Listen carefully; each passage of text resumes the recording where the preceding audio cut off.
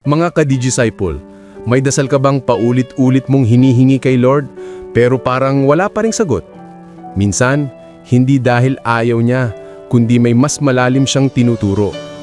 Panahon na muli para ibahagi ko sa inyo ang mensaheng nagbibigay buhay mula sa Ebanghelyo ngayong araw, December 6, Friday of the first week of Advent.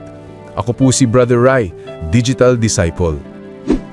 Sa Ebanghelyo natin ngayon, mula sa Matthew 9:27-31, may dalawang bulag na humabol kay Jesus, sumigaw, "Maawa ka sa amin, anak ni David." Pagdating sa loob ng bahay, tinanong sila ni Jesus, "Naniniwala ba kayong kaya kong gawin ito?" Sumagot sila, "Opo, Panginoon." Hinipo sila ni Jesus at sinabi, "Mangyari sa inyo ayon sa inyong pananampalataya." At agad bumalik ang kanilang paningin.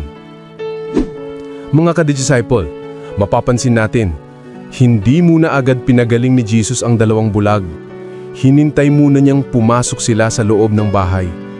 Bakit? Kasi may tinuturo siya. Ang totoong pananampalataya ay hindi lang sigaw, kundi pagsunod. Hindi lang, "Lord, tulungan mo ako," kundi, "Lord, susunod ako kahit mahirap." Sometimes, God delays because He wants to deepen your faith.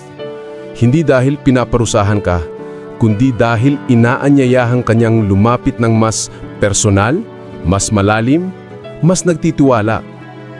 Kaya tanong para sa atin ngayon, kung tatanungin tayo ni Jesus, "Naniniwala ba kayong kaya ko?" Ano ang isasagot natin? At mas mahalaga, ipapakita ba natin ito sa actions natin?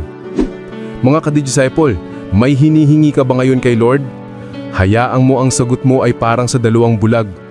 "Opo, Panginoon." At maniwalang mangyayari ayon sa pananampalataya mo.